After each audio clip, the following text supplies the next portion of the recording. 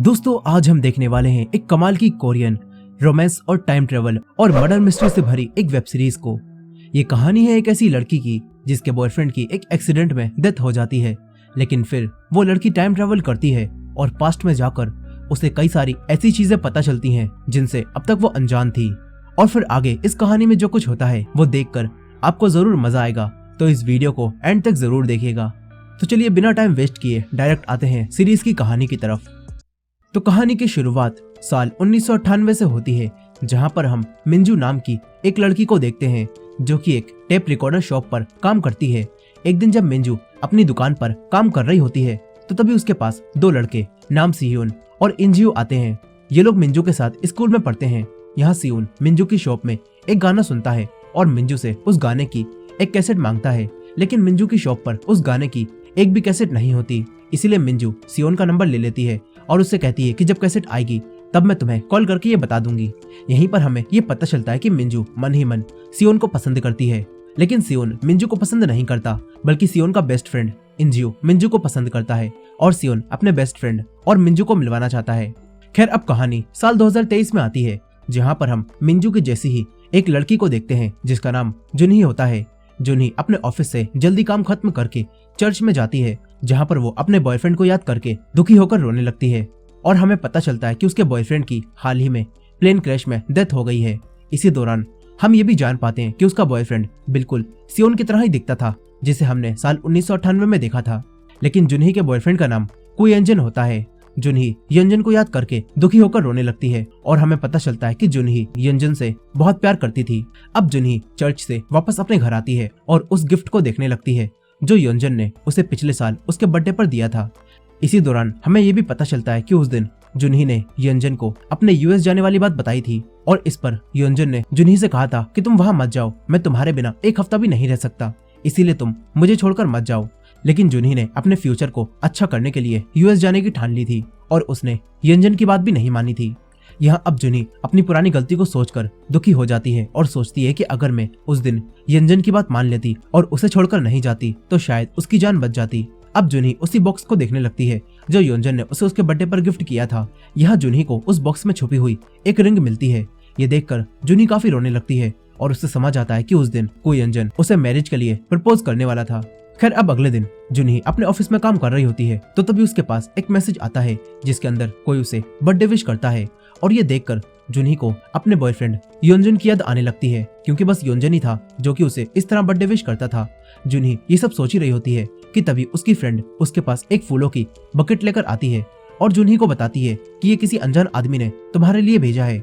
जुनही अपने ऑफिस के स्टाफ से उस आदमी का पता करने की कोशिश करती है जिसने वो बकेट भेजा, लेकिन जुनही को उस इंसान के बारे में कुछ भी पता नहीं चल पाता। फिर जुनही के पास कुयंजन के दोस्त चनियंग की कॉल आती है और चनियंग उसे मिलने के लिए बुलाता है। यहाँ वो जुनही को यंजन की बनाई हुई एक पेंटिंग देता है जिसे यंजन काफी पसंद करता था। जुनही उस पेंटिंग को देखती है और याद करती है कि जब यंजन ने उसे ये पेंटिंग दिखाई थी तो तब यंजन ने उसे बताया था कि इस पेंटिंग में जो लड़की दिख रही है वो मेरी दोस्त है। अब जुनही चनियंग से इस पेंटिंग में बनी हुई इस लड़की के बारे में पूछती है, लेकिन इस लड़की के बारे में चनियंग को भी कुछ भी पता नहीं होता। अब इसके बाद जुनही को यंजन की याद आने लगती है और वो यंजन के पुराने नंबर पर कई सारे मैसेज करती है। तभी उसके पास इंस्टाग्राम पर एक फोटो आती है जो कि उन्हीं तीनों लोगों की होती है जिन्हें हमने कहानी की शुरुआत में साल 1998 में देखा था, यानी कि मिंजू, सियोन और इंजियो। जुनही को उस फोटो को देखकर कुछ भी समझ नहीं आता और वो जब उस फोटो में सियोन को देखती है तो उसे लगता है कि ये उसका बॉयफ्रेंड योंजन है। इसके बाद जुनही उसी इंसान को मैसेज करती है जिसने उसे ये फोटो भेजी थी और जुनही उस इंसान को मिलने के लिए बुलाती है, लेकिन वो आदमी जिसने जुनही को ये फोटो भेजी वो अब उसकी बात का कोई भी जवाब नहीं देता। अब जुनही अपने दोस्तों को वो फोटो दिखाती है और फिर उसका एक दोस्त फोटो की जानकारी निकालता है और जुनही को बताता है कि ये फोटो साल 2008 में एक वेबसाइट पर पोस्ट की गई थी, लेकिन वो वेबसाइट अब बंद हो चुकी है। इस तरफ साल 1998 में हम फिर से मिंजू को देखते हैं जो कि अपने स्कूल में होती है।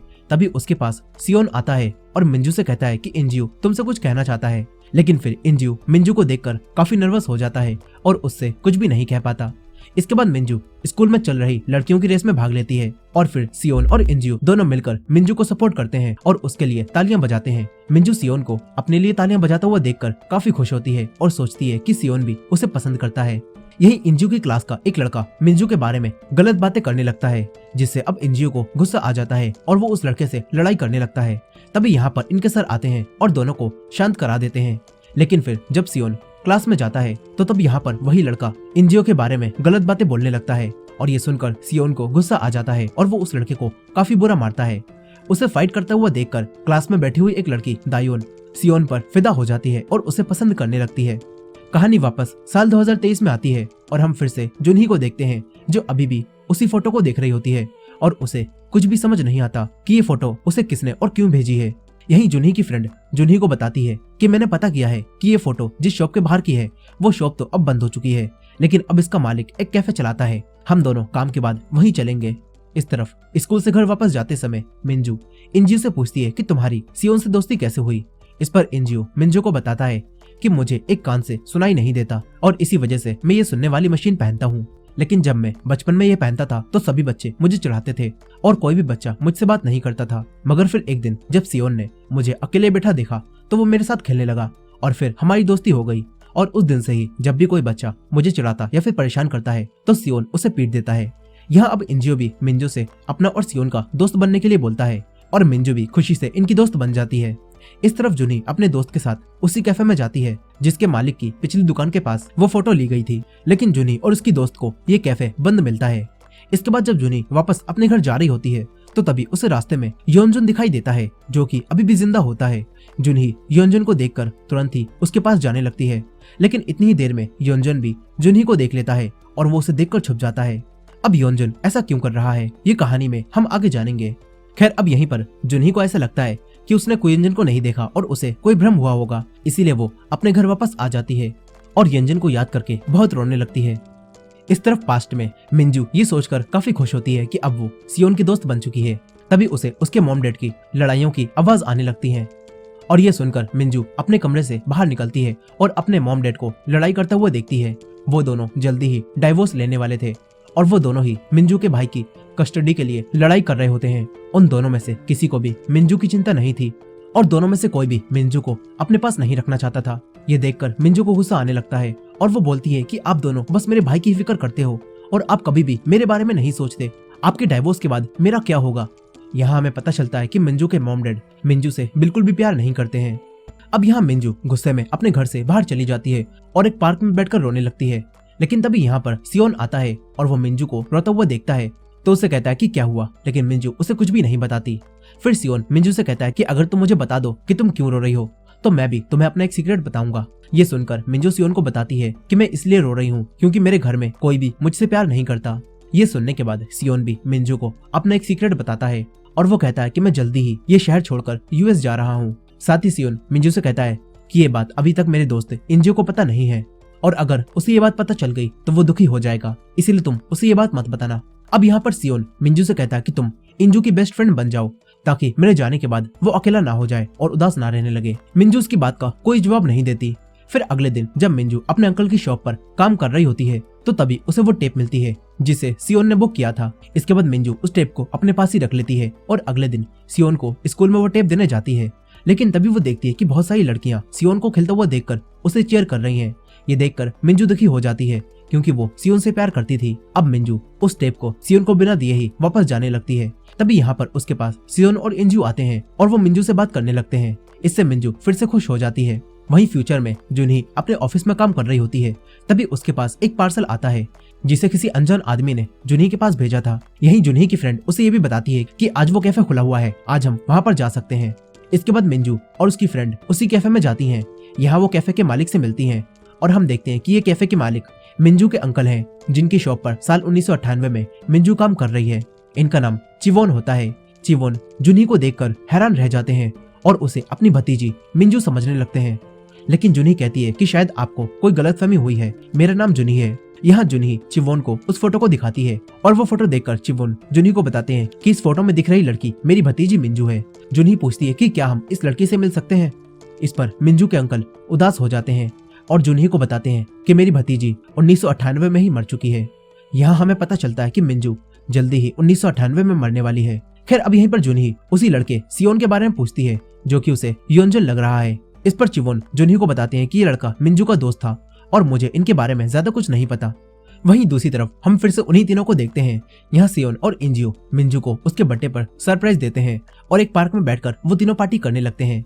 यहाँ इंजियो मिंजू को एक टेप रिकॉर्डर गिफ्ट करता है और वो मिंजू को काफी पसंद आता है। अब तभी सियोन मिंजू से बात करता है और उसके बात करने से मिंजू शर्माने लगती है। ये देखकर इंजू समझ जाता है कि मिंजू उससे नहीं बल्कि सियोन से प्यार करने लगी है। ये समझने के बाद इंजियो अब बहाना बनाता है और मिंजू और सियोन को अकेला छोड़कर चला जाता है। फिर सियोन मिंजू को उसके घर तक छोड़ने जाता है। यहाँ मिंजू सियोन को उसकी बुक की हुई वही टेप देती है और सियोन से कहती है कि मैं तुम्हें बहुत पसंद करती हूँ। लेकिन ये बात सुनकर सियोन को गुस्सा आ जाता है क्योंकि वो मिंजू को पसंद नहीं करता था। वो मिंजू से कहता है कि हम बस दोस्त हैं और कुछ भी नहीं। सियोन का ये जवाब सुनकर मिंजू रोने लगती है। इस तरफ फ्यूचर में अब जुनही ये समझ जाती है कि जब 1998 में ही मिंजू की मौत हो चुकी है तो तब ये लड़का जो कि उसके साथ खड़ा है वो योंजन नहीं हो सकता, क्योंकि 1998 में तो योंजन बस 11 साल का ही था। अब मिंजू योंजन को और याद करने लगती है। इसके बाद घर वापस जाते समय जुनी उसी पार्सल को खोलती है जिसे किसी अनजान आदमी ने उसके लिए भेजा था और इसके अंदर जुनी को वही टेप रिकॉर्डर मिलता है जो कि इंजू ने मिंजू को साल 1998 में गिफ्ट किया था। साथ ही इसमें वो टेप भी होती है जो मिंजू ने सियोन को देने के लिए बचाई थी। लेकिन ये सारा सामान इतने समय बाद आखिर कौन है जो कि जुनही को भेज रहा है, ये कहानी में हम आगे जानेंगे। अब जुनही उसी टेप रिकॉर्डर को सुनने लगती है और उसमें गाना चल रहा होता है गैदर माई टीयर्स। जुनही वो गाना सुनते हुए यहीं पर सो जाती है। वहीं पास्ट में मिंजू अपने घर में जाती है जहाँ पर उसे सारा सामान इधर उधर बिखरा हुआ दिखाई देता है। ये देखकर मिंजू डर जाती है और सोचने लगती है कि कहीं उसकी मॉम उसके भाई को लेकर यहाँ से भाग तो नहीं गई। उसे लगता है कि उसकी मॉम उसे छोड़कर चली गई है। इसीलिए अब मिंजू बाहर आती है और अपने मॉम और अपने भाई को ढूंढने लगती है। तभी रोड पर उसके सामने एक कार आ जाती है। मिंजू ये देखकर डर जाती है और ऐसा लगता है कि मिंजू का एक्सीडेंट हो गया। और इसी दौरान एक ग्लिच आता है और पास्ट की मिंजू और फ्यूचर की जुनही आपस में जुड़ जाती हैं। फिर अगले सीन में हम मिंजू को देखते हैं जो कि हॉस्पिटल में होती है। यहाँ पर सियोन उसके कानों में ईयरफोन्स लगाता है और उसे वही गाना सुनाने लगता है जो कि फ्यूचर में जुनही सुन रही थी। फिर इसके बाद मिंजू को होश आता है और वो सियोन को देखती है और उसे योंजन कहकर बुलाती है, जिससे अब हमें पता चलता है कि जुनही की कॉन्शियसनेस अब मिंजू के शरीर में आ गई है और साथ ही जुनही को मिंजू की लाइफ के बारे में भी सब कुछ पता है। यही मिंजू की आत्मा अब एक अजीब सी जगह पर कैद हो गई होती है जहाँ से वो सारी चीजें देख पाती है लेकिन वो कुछ भी नहीं कर पाती। और अब जुनही का मिंजू के शरीर पर पूरा कंट्रोल होता है। अब जुनही सियोन को योंजन समझती है और उसे गले लगा लेती है और रोने लगती है। तभी इंजियो और सियोन जुनही को मिंजू कहकर बुलाते हैं और ये सुनकर जुनही हैरान रह जाती है। इसके बाद जुनही अपने आसपास देखती है और इंजियो से डेट पूछती है। इस पर इंजियो उसे बताता है कि ये साल 1998 चल रहा है। ये सुनकर जुनही पूरी तरह से हैरान रह जाती है। फिर जुनही को मिंजू की लाइफ की बातें भी याद आने लगती हैं। साथ ही जुनही को मिंजू की आवाज भी आती है, लेकिन जुनही ये समझ नहीं पाती कि उसके साथ ये सब क्यों हो रहा है और वो सन 1998 में कैसे पहुंच गई। अब जुनही अपने घर यानी कि मिंजू के घर जाती है और अपने मॉम डैड पर गुस्सा करने लगती है क्योंकि वो लोग उसे अकेला छोड़कर चले गए थे। यहाँ मिंजू का ऐसा बिहेवियर देखकर सभी लोग हैरान रह जाते हैं क्योंकि मिंजू हमेशा से एक शर्मीली लड़की थी और वो कभी भी ऊंची आवाज में बात नहीं कर पाती थी। लेकिन अब जुनही उसके अंदर आ चुकी है और अब जुनही का बिहेवियर मिंजू के साथ मिल चुका है। लेकिन सभी लोग सोच रहे होते हैं कि मिंजू अचानक से ऐसी कैसे हो गई। अब तभी जुनही यानी कि मिंजू की तबीयत दोबारा से खराब होने लगती है। फिर डॉक्टर उसका चेकअप करते हैं और सबको बताते हैं कि मिंजू के सर पर चोट लगने की वजह से शायद मिंजू ऐसा बिहेवियर कर रही है। इसके बाद इंजियो सियोन से बात करता है और सियोन से बोलता है कि जब तुमने मिंजू से कहा कि तुम उससे प्यार नहीं करते तो शायद उसे काफी बुरा लगा होगा। इसलिए अब इंजियो मिंजू को खुश करने के लिए सियोन से कहता है कि तुम उसके साथ रिलेशनशिप में आ जाओ। यहीं अब जुनही जो कि मिंजू के शरीर के अंदर है वो अब हॉस्पिटल से मिंजू के घर आती है। यहाँ वो मिंजू की एक डायरी को देखती है जिसके अंदर मिंजू ने अपनी जिंदगी के बारे में लिख रखा था। लेकिन अब क्योंकि जुनही और मिंजू की यादें मिल चुकी थी और जुनही को ये समझ नहीं आ रहा था कि वो मिंजू है या फिर जुनही। यहाँ जुनही को लग रहा होता है कि वो मिंजू है और उसे जो कुछ भी जुनही के बारे में पता है वो सब एक सपना था जो कि उसने हॉस्पिटल में देखा था। लेकिन यहाँ जब जुनही यानी कि मिंजू अपनी डायरी को देखती है तो उसे ये सब भी समझ नहीं आता कि उसने ये सारी बातें इस डायरी में कब लिखी। अब जुनही बहुत ज्यादा कंफ्यूज हो जाती है। लेकिन फिर यहाँ पर पुलिस मिंजू के घर आती है और वो जुनही को मिंजू समझकर उसे बताती है कि उस रात आपका एक्सीडेंट नहीं हुआ था बल्कि आपको किसी ने जान से मारने की कोशिश की थी और आप पर हमला किया गया था और तभी आपके सर पर चोट लगी थी। लेकिन जुनही को उस रात के बारे में कुछ भी याद नहीं होता कि उस रात उसके साथ क्या हुआ था। फिर इसके बाद सियोन जुनही यानी कि मिंजू के लिए चिकन लाता है और उससे कहता है कि मैंने जो उस रात तुम्हारे बर्थडे पर तुमसे कहा था कि मैं तुमसे प्यार नहीं करता उसके लिए तुम मुझे माफ कर दो और मेरी बात की वजह से तुम इंजू से गुस्सा मत होना और बस हमारी दोस्त बनकर रहना। यहाँ जुनही जो कि अभी मिंजू के शरीर के अंदर है वो सियोन से कहती है कि जब तुमने मुझे रिजेक्ट कर दिया तो अब हम दोस्त भी नहीं रह सकते। यहाँ मिंजू के बिल्कुल अलग तरह से बात करने से सियोन हैरान रह जाता है, क्योंकि मिंजू काफी शर्मीली लड़की थी और वो किसी से भी ऐसे बात नहीं कर पाती थी। अब सियोन मिंजू से कहता है कि मुझे तुम अलग अलग क्यों लग रही हो। इस पर जुनी भी सियोन से बोलती है कि मुझे भी ऐसा लग रहा है, मुझे भी समझ नहीं आ रहा कि मैं कौन हूँ और मैं किसकी जिंदगी जी रही हूँ। यहाँ जुनी जो कि मिंजू के शरीर में है, वो सियोन को बार बार योंजन कहकर बुला रही होती है, क्योंकि जुनी सियोन को योंजन समझ रही थी। इस पर सियोन जुनी से पूछता है कि आखिर ये योंजन कौन है जिसका नाम लेकर तुम मुझे बार बार बुला रही हो। इस पर मिंजू अब सियोन से कहती है कि जब मुझे हॉस्पिटल में होश आया तो तब से ही मुझे ऐसा लग रहा है कि मैं किसी बड़े सपने से बाहर आई हूँ, लेकिन मुझे वो सपना बिल्कुल हकीकत की तरह लग रहा था। और साथ ही उस सपने में मेरा नाम मिंजू नहीं बल्कि जुनी था और तुम्हारा नाम सियोन नहीं बल्कि योंजन था। यहाँ अब जुनी सियोन को सब कुछ बता देती है कि वो कैसे सपने में योंजन से मिली थी और उसे योंजन से प्यार हो गया था। जुनी यानी कि मिंजू की इन सारी बातों से हमें पता चलता है कि मिंजू अपनी असली जिंदगी को एक सपना समझ रही है। अब इसके बाद जुनी मिंजू की जिंदगी को जीने लगती है, लेकिन उसका बिहेवियर मिंजू से बिल्कुल अलग होता है। इस तरफ इंग्यू की सुनने वाली मशीन कहीं खो जाती है, इसीलिए अब इंग्यू अपनी पुरानी मशीन को इस्तेमाल करने लगता है। फिर स्कूल खत्म होने के बाद इंग्यू और सियोन दोनों मिंजू से मिलने उसके घर पर जाते हैं। यहाँ मिंजू स्कूल नहीं जा रही थी, क्योंकि मिंजू पर हमला करने वाला वो किलर अभी भी आजाद घूम रहा था और वो किलर कौन है ये कोई भी नहीं जानता। अब यहाँ जुनी यानी कि मिंजू सियोन और इंजू से कहती है कि हमें ही उस किलर को ढूंढना होगा। इसके बाद ये लोग उसी जगह पर जाते हैं जहाँ पर मिंजू का एक्सीडेंट हुआ था, लेकिन यहाँ जुनी यानी कि मिंजू को उस एक्सीडेंट के बारे में कुछ भी याद नहीं होता। और यहाँ पर सियोन और इंजू मिंजू को बताते हैं कि तुम हमें यहाँ पर नहीं मिली थी। वो लोग मिंजू को एक दूसरी जगह पर ले जाते हैं जो कि उस जगह से काफी दूर थी, और ये लोग कहते हैं कि तुम हमें यहाँ पर बेहोश मिली थी। मिंजू को समझ नहीं आता कि वो वहाँ से इतनी दूर यहाँ पर कैसे आ गई और उस रात जो भी हुआ था वो उसे याद क्यों नहीं है। ये लोग अब हमला करने वाले किलर का पता नहीं लगा पाते। फिर जुनी यानी कि मिंजू अपनी असली जिंदगी जिसे वो सपना समझ रही होती है वो उसके बारे में इंग्यू को भी बता देती है, लेकिन एज यूजुअल इंग्यू को भी उसकी बातों पर विश्वास नहीं होता। लेकिन फिर बातों ही बातों में इंग्यू भी जुनी यानी कि मिंजू से कहता है कि मैं तुमसे बहुत प्यार करता हूँ। यहाँ इंग्यू मिंजू को बताता है कि जब मैं तुम्हें देखा करता था जहाँ तुम स्कूल की छत पर खड़ी होकर अपने आप से बात किया करती थी, तो तब मैं तुम्हारे लिप्स को रीड किया करता था और मुझे पता चला था कि तुम्हारी हालत भी बिल्कुल मेरी ही तरह है। तुम भी मेरी ही तरह बिल्कुल अकेली थी और कोई भी तुम्हें पसंद नहीं करता था। इंग्यू कहता है कि मैं तुम्हें अच्छे से समझ पाता था और मैं जानता था कि तुम पर क्या बीतती होगी, क्योंकि वही सारी चीजें मेरे साथ भी हो रही थी। इंग्यू मिंजू से कहता है कि मैं तुमसे बहुत प्यार करता हूँ, लेकिन जुनही जो कि मिंजू के शरीर में है वो इंग्यू की इस बात का कोई जवाब नहीं दे पाती। फिर कुछ दिनों बाद ये तीनों भी अच्छे दोस्त बन जाते हैं और जुनही लगभग अपनी असली जिंदगी के बारे में सब कुछ भूल जाती है और मिंजू की जिंदगी को जीने लगती है। फिर एक दिन जुनही यानी कि मिंजू जब अपने अंकल की शॉप पर काम कर रही होती है तो तभी उसके पास पुलिस ऑफिसर्स आते हैं और वो जुनही को इंग्यू की सुनने वाली मशीन दिखाते हैं और बोलते हैं कि हमें लगता है कि जिसने भी तुम पर हमला किया था ये मशीन जरूर उसी इंसान की है, क्योंकि हमें ये उसी जगह मिली थी जहाँ पर तुम बेहोश पाई गई थी। जुनही उसे देखकर हैरान रह जाती है, लेकिन वो पुलिस को ये बात नहीं बताती कि ये मशीन इंग्यू की है। कहानी वापस साल 2023 में आती है, जहां हम जुनही को देखते हैं जो कि बस में गाना सुनते हुए सो रही थी। तभी उसके पास बस का कंडक्टर आता है और उसे जगा देता है और जुनही मिंजू के शरीर से वापस अपनी असली जिंदगी में आ जाती है। वो ये देखकर हैरान रह जाती है और उसे कुछ भी समझ नहीं आता। जुनही कंडक्टर से डेट पूछती है, इस पर वो बताता है कि ये साल 2023 चल रहा है। अब जुनही ये समझ नहीं पाती कि वो आखिर मिंजू से अचानक से जुनही वापस कैसे बन गई। जुनही सोचती है कि शायद वो कोई सपना देख रही थी। यही हम योंजन को देखते हैं जो कि बिल्कुल सियोन की तरह लग रहा होता है और वो जुनही को छुपकर देख रहा था। अब इसके बाद जुनही अपने घर में आती है और उन्हीं मैसेजेस को देखने लगती है जो कि वो योंजन के नंबर पर भेजा करती थी। लेकिन आज जुनही देखती है कि उन मैसेजेस को किसी ने सीन कर लिया है। ये देखकर जुनही योंजन को कॉल करने लगती है और इस बार योंजन कॉल उठा लेता है, लेकिन वो जुनही से बात नहीं करता। यहाँ पर योंजन मिंजू के अंकल के साथ होता है और हमें पता चलता है कि मिंजू के अंकल चिवोन भी इस सब के बारे में पहले से ही जानते थे और वो जुनही से ये सारी बातें छुपा रहे थे।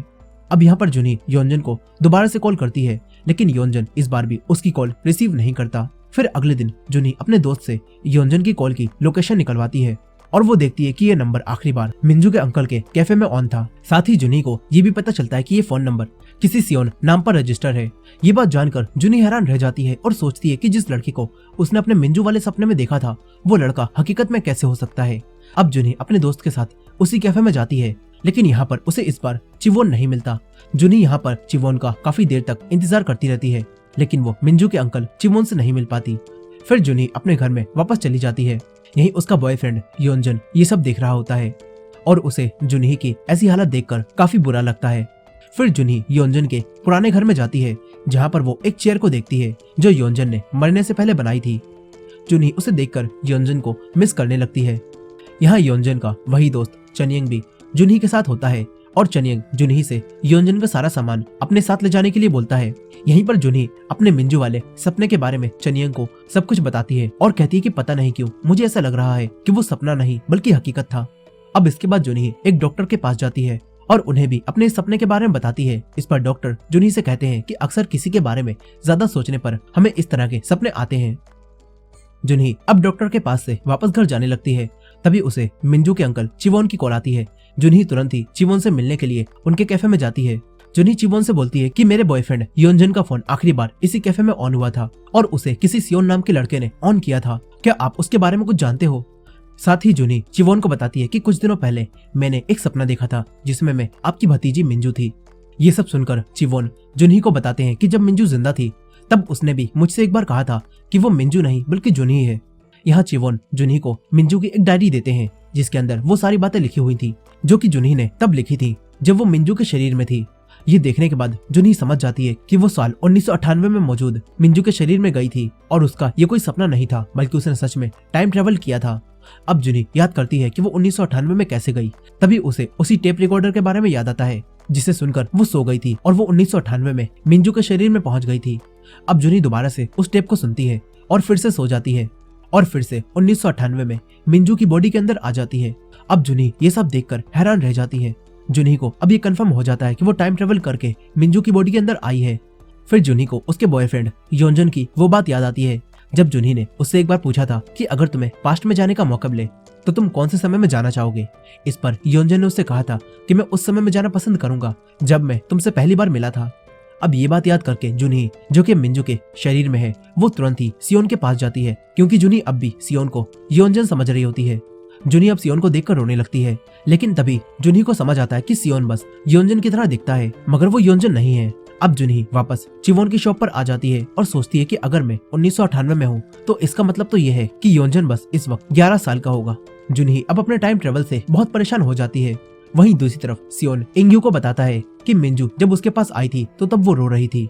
यहाँ अब इंग्यू ये सब सुनकर सियोन से कहता है कि अब तुम मिंजू का ख्याल मत रखना और तुम थोड़ा उससे दूर ही रहना। यहाँ इंग्यू ये सारी बातें सियोन से इसलिए कह रहा था क्योंकि वो मिंजू को पसंद करता था, लेकिन सियोन इंग्यू की बात का कोई जवाब नहीं देता और चुप हो जाता है। इसके बाद इंग्यू मिंजू से मिलने के लिए उसके पास जाता है। इस तरफ सियोन को इंग्यू की बात से काफी बुरा लगता है क्योंकि अब सियोन भी कहीं न कहीं मिंजू के इस नए अवतार को देखकर उसे पसंद करने लगा था। इस तरफ अब मिंजू सोचती है कि जब योंजन इस पास्ट में उसके साथ है ही नहीं तो वो इस पास्ट में क्या कर रही है। इसीलिए अब जुनही वापस से अपने प्रेजेंट समय साल 2022 में जाने की सोचती है, लेकिन वो टेप सुनने के बाद भी अपने प्रेजेंट टाइम में नहीं जा पाती। इससे जुनही अब काफी परेशान हो जाती है। इस तरफ इंग्यू अब खेलते समय सियोन को बॉल पास नहीं करता और फिर वो सियोन से ही लड़ाई लड़ने लगता है, लेकिन तभी उनके स्कूल के बाकी लड़के आकर इन दोनों को शांत करा देते हैं। मगर अब इसके बाद इंग्यू और सियोन आपस में बात करना बंद कर देते हैं। इस तरफ जुनी बहुत कोशिश करने के बाद भी अपने प्रेजेंट टाइम में वापस नहीं जा पाती। तभी यहाँ पर सियोन आता है और जुनी को अपने साथ एक पार्क में ले जाता है। यहाँ सियोन जुनी को मिंजू समझ रहा था और वो उसे बताने लगता है कि इंग्यू तुम्हें बहुत पसंद करता है, इसीलिए अब मैं तुमसे ज्यादा बात नहीं कर सकता।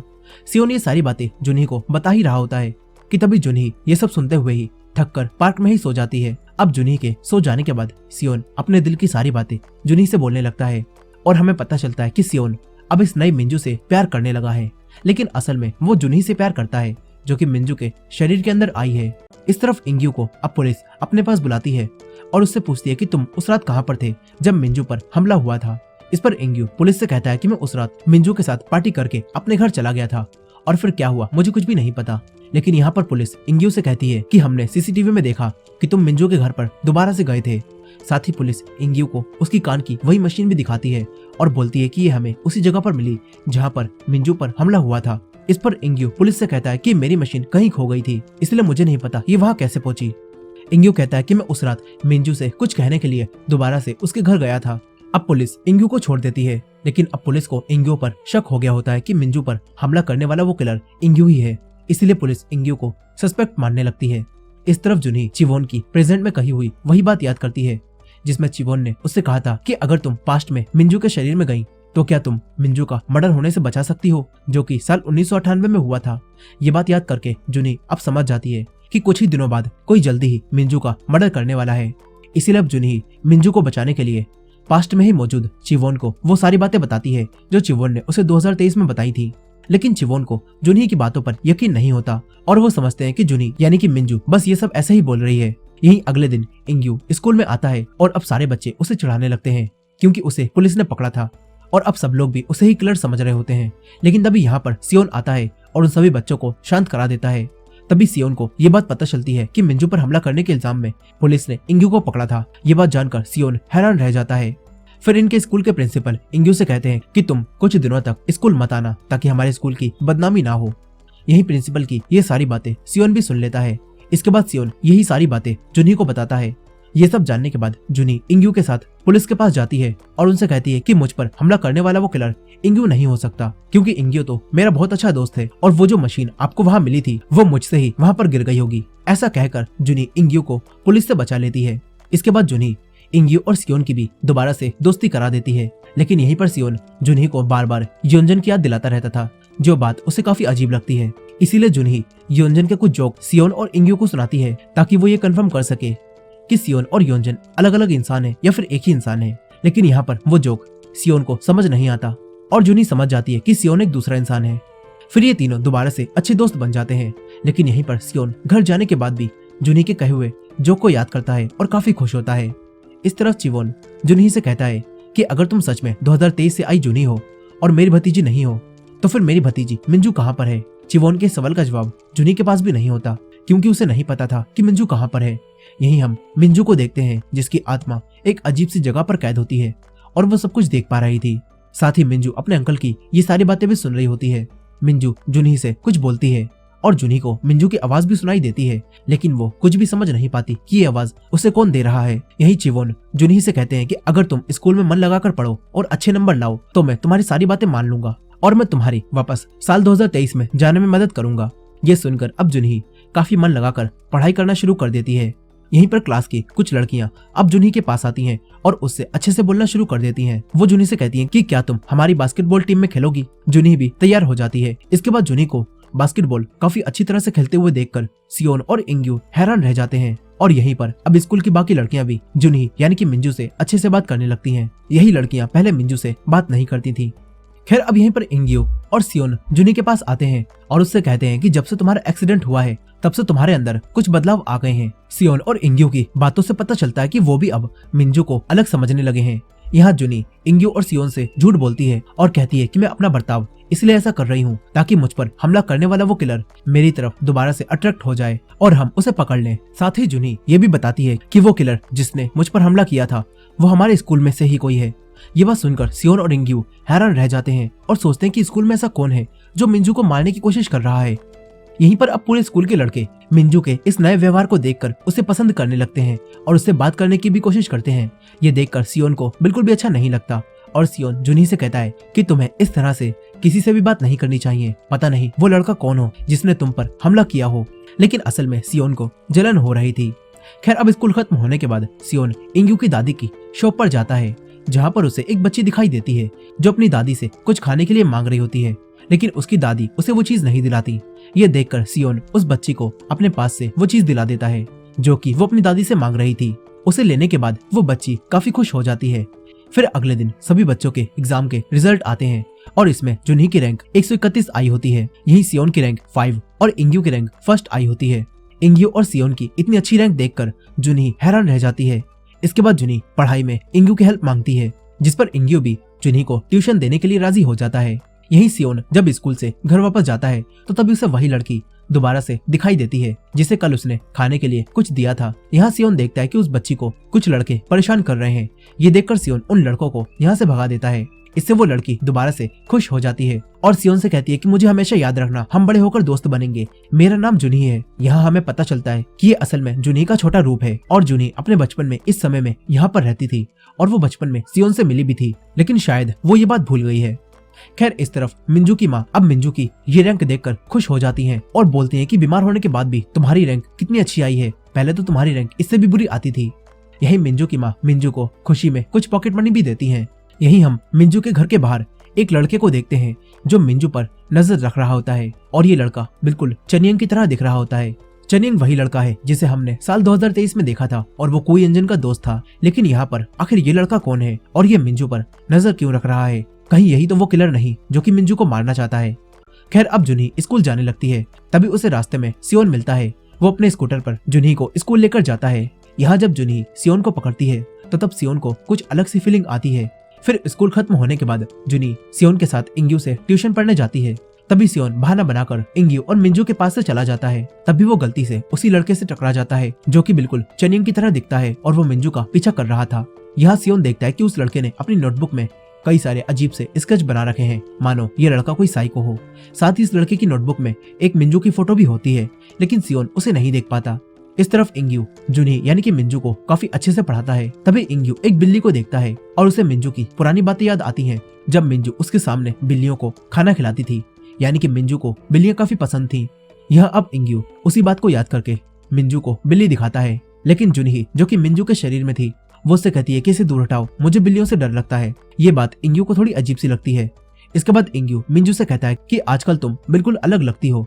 इस पर जुनी इंग्यू से कहती है कि मुझे थोड़ा समय दो और फिर कुछ समय बाद तुम जिस मिंजू को जानते थे वो दोबारा से तुम्हारे पास आ जाएगी। इसके बाद जुनी वापस घर आती है और अपने भाई यानी कि मिंजू के भाई के साथ एक रेस्टोरेंट में खाना खाने जाती है। यहाँ मिंजू का भाई मिंजू को बताता है कि उस रात मैं घर से इसलिए भागा था क्योंकि मुझे तुम्हारे लिए काफी बुरा लगता था। मॉम और डैड डाइवोर्स के बाद मेरी कस्टडी लेने के लिए लड़ाइयाँ करते रहते हैं और उन्हें तुम्हारी बिल्कुल भी परवाह नहीं है और ये भेदभाव देखकर मुझे तुम्हारे लिए काफी बुरा लगता है।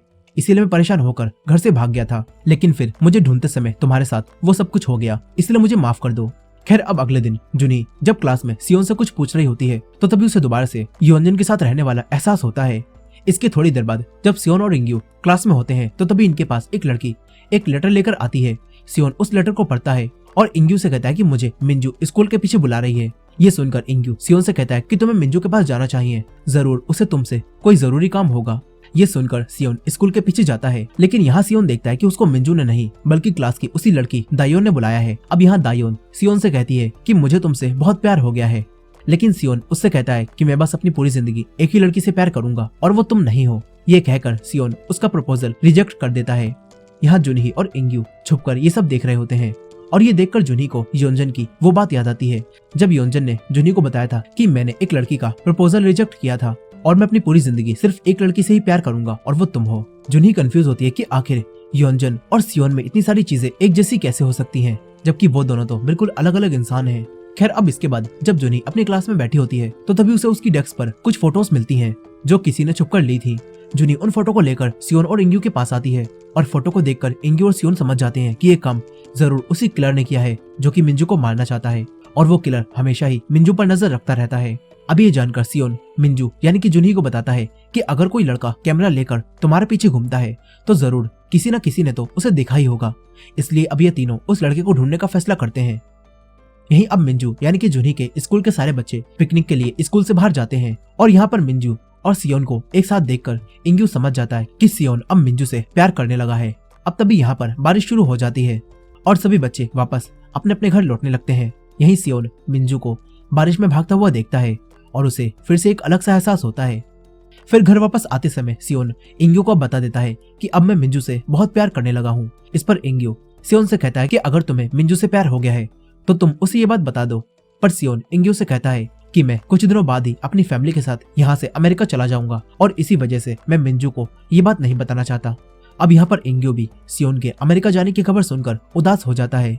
यही सियोन अब घर आकर अपनी मॉम से कहता है कि क्या मैं यहाँ पर अकेला रह सकता हूँ, लेकिन उसकी मॉम उसे मना कर देती है। फिर सियोन अपने रूम में जाता है और मिंजू को याद करके उसकी एक पेंटिंग बनाता है और ये पेंटिंग बिल्कुल वैसी ही होती है जैसी साल 2023 में योंजन के पास थी।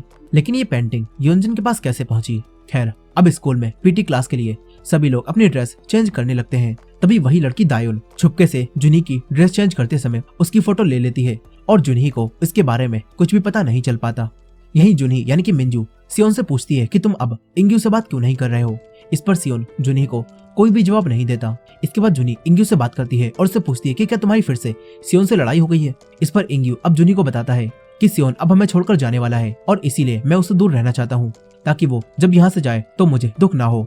यहाँ इंग्यू की बातों से जुनी समझ जाती है कि इंग्यू और सियोन के बीच उसकी वजह से ही ये सब कुछ हो रहा है। अब इसके बाद जुनी यानी कि मिंजू जब अपने घर जा रही होती है तो तभी उसे पार्क में सियोन बैठा हुआ दिखाई देता है।